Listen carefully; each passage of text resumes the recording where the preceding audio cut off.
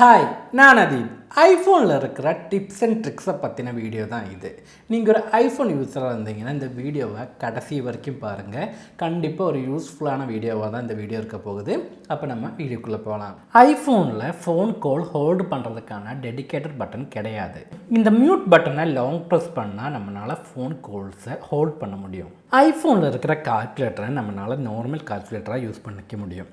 Suppose நமக்கு ஒரு scientific கால்குலேட்டரோட தேவை வந்துச்சுன்னா வேறு ஏதாவது ஆப் இன்ஸ்டால் பண்ணணும்னா கேட்டிங்கன்னா தேவையே கிடையாது. ஃபோனை லேண்ட்ஸ்கேப் மோடில் பிடிச்சிங்கன்னா இந்த கால்குலேட்டர் சயின்டிஃபிக் கால்குலேட்டராக நம்மளால் யூஸ் பண்ண முடியும்.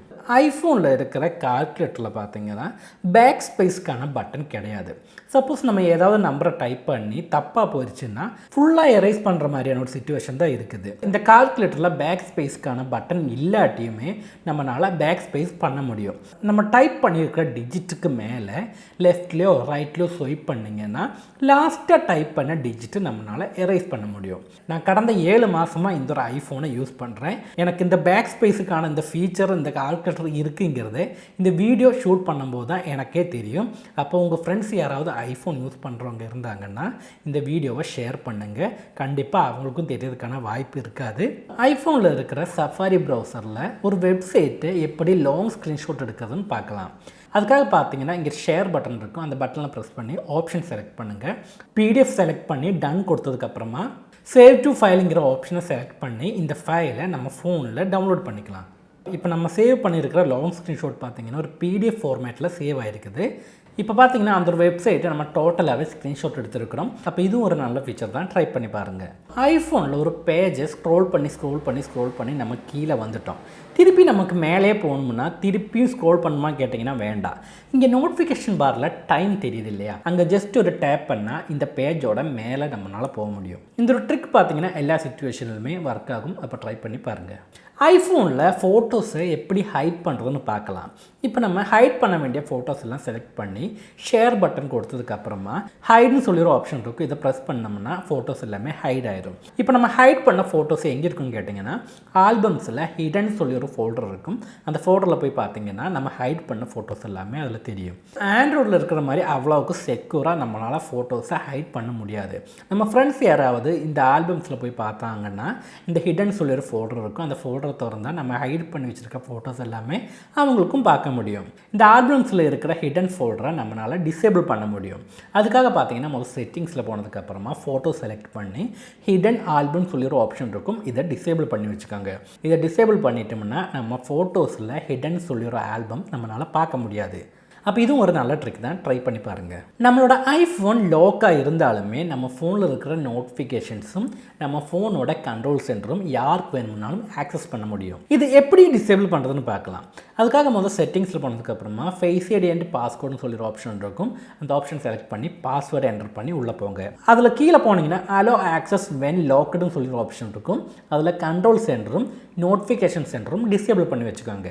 இப்படி டிசேபிள் பண்ணிங்கன்னா உங்கள் ஃபோன் லாக்காக இருக்கிற டைமில் பார்த்தீங்கன்னா யாராலுமே நோட்டிஃபிகேஷனும் கண்ட்ரோல் சென்டரும் ஆக்சஸ் பண்ண முடியாது. ஃபோனில் ஃபேஸ் ஐடி காட்டினா மட்டும்தான் இந்த நோட்டிஃபிகேஷன் சென்டரும் கண்ட்ரோல் சென்டரும் நம்மளால் ஆக்சஸ் பண்ண முடியும். இந்த ஒரு ஃபீச்சரை நீங்கள் கண்டிப்பாக ஃபோனில் எனேபிள் பண்ணி வச்சுக்கோங்க. நம்மளோட ஐஃபோனில் நிறைய மெசேஜஸ் வரும். இந்த மெசேஜஸ் செலக்ட் பண்ணுறதுக்கு பார்த்தீங்கன்னா 2 ஃபிங்கர்ஸை மெசேஜ் மேலே ஹோல்டு பண்ணி கீழே ஸ்வைப் பண்ணிங்கன்னா எல்லா மெசேஜஸுமே உங்களால் செலக்ட் பண்ண முடியும். ஐஃபோனில் இருக்கிற ஒரு சூப்பரான ஃபீச்சர் தான் டெக்ஸ்ட் ஸ்கேனிங். நோட் பேடில் போனதுக்கப்புறமா ஒரு கேமராவோட ஐக்கன் இருக்கும். இந்த ஐக்கனை ப்ரெஸ் பண்ணிங்கன்னா ஸ்கேன் டெக்ஸ்ட்னு சொல்லி ஒரு ஆப்ஷன் இருக்கும். இந்த ஆப்ஷனை செலக்ட் பண்ணால் நம்மளோட கேமரா ஓப்பன் ஆகி வந்துடும்.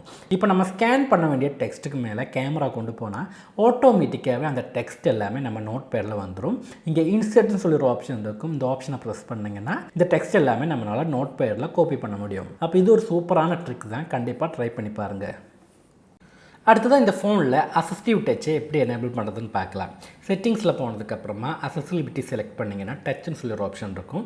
அந்த ஆப்ஷனில் போனீங்கன்னா அசிஸ்டிவ் டச்சுங்கிற ஆப்ஷனை நம்மளால் எனேபிள் பண்ண முடியும். இந்த அசிஸ்டிவ் டச்சை எனேபிள் பண்ணிங்கன்னா ஸ்க்ரீனில் சின்னதாக ரவுண்டாக போல் மாதிரி தெரியும். இதில் பார்த்தீங்கன்னா நமக்கு தேவையான கண்ட்ரோல்ஸ் எல்லாமே இதில் ஆட் பண்ணி வச்சுக்க முடியும். மேனுவலாகவே இதெல்லாமே நம்மளால் கஸ்டமைஸ் பண்ண முடியும். இங்கே பார்த்தீங்கன்னா single tape, double tape, long press இப்படி 3 கஸ்டமைஸ் ஆப்ஷன்ஸ் கொடுத்துருக்காங்க.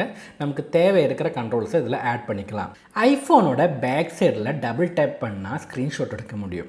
அதே மாதிரி ட்ரிபிள் டேப் பண்ணும்போது நமக்கு தேவையான கண்ட்ரோல்ஸை இதில் ஆட் பண்ண முடியும். இந்த பேக் டேப் ஃபீச்சரை எப்படி கஸ்டமைஸ் பண்ணுறதுன்னு பார்க்கலாம். அதுக்காக முதல் செட்டிங்ஸில் போங்க, ஆக்சஸபிலிட்டி செலக்ட் பண்ணுங்கள். டச் செலக்ட் பண்ணதுக்கப்புறமா கீழே போனீங்கன்னா பேக் டேப்னு சொல்லி ஒரு ஆப்ஷன் இருக்கும். அதில் போனீங்கன்னா டபுள் டேப் ட்ரிபிள் டேப்னு சொல்லி 2 ஆப்ஷன் இருக்கும். நீங்கள் ஃபோனோட பேக் சைடில் டபுள் டேப் பண்ணும்போது என்ன ஆக்ஷன்ஸ் வேணுமோ அதில் செட் பண்ணிக்கலாம். ஃபோனோட பேக் சைடில் ட்ரிபிள் டேப் பண்ணும்போது வேறு ஏதாவது ஓப்பன் பண்ணி வரணும்னாலும் இதில் கஸ்டமைஸ் பண்ணிக்கலாம். இப்போ இந்த ஃபோனோட பேக் சைடில் ட்ரிபிள் டேப் பண்ணும்போது கேமரா ஓப்பன் பண்ணி வர மாதிரி நான் செட் பண்ணியிருக்கிறேன். இப்போ நம்ம ஃபோனோட பேக் சைடில் ட்ரிபிள் டேப் பண்ணி பார்க்கலாம். இப்போ பார்த்தீங்களா கேமரா ஓப்பன் ஆகி வந்திருக்கு. இப்படி உங்களுக்கு தேவையான கண்ட்ரோல்ஸை இதில் ஆட் பண்ணி வச்சுக்கலாம். ஐஃபோனில் நம்ம வீடியோஸ் எடுக்கிற டைமில் பார்த்தீங்கன்னா பேக்ரவுண்டில் ப்ளே ஆகிற சவுண்டு ஆட்டோமேட்டிக்காக கட் ஆயிரும். சப்போஸ் உங்கள் ஃபோனில் ப்ளே ஆகிற மியூசிக் நீங்கள் எடுக்கிற வீடியோட பேக்ரவுண்டில் வரணும்னு நினச்சிங்கன்னா கேமரா ஆப்பில் போனதுக்கப்புறமா ஃபோட்டோ செலக்ட் பண்ணி அந்த ஷட்டர் பட்டனை லாங் ப்ரெஸ் பண்ணிங்கன்னா வீடியோ ரெக்கார்ட் ஆகும். இப்படி வீடியோ ரெக்கார்ட் பண்ணுற டைமில் பார்த்தீங்கன்னா உங்கள் ஃபோனோட பேக்ரவுண்டில் ப்ளே ஆகிற மியூசிக்கும் இது கூடவே ரெக்கார்ட் ஆகும். அப்போ இதுவும் ஒரு சூப்பரான ஃபீச்சர் தான், கண்டிப்பாக ட்ரை பண்ணி பாருங்கள். ஐஃபோனில் ரீசெண்ட் ஆப்ஸில் போனீங்கன்னா நிறைய ஆப்ஸ் ஓப்பன் ஆகி கிடக்கும்.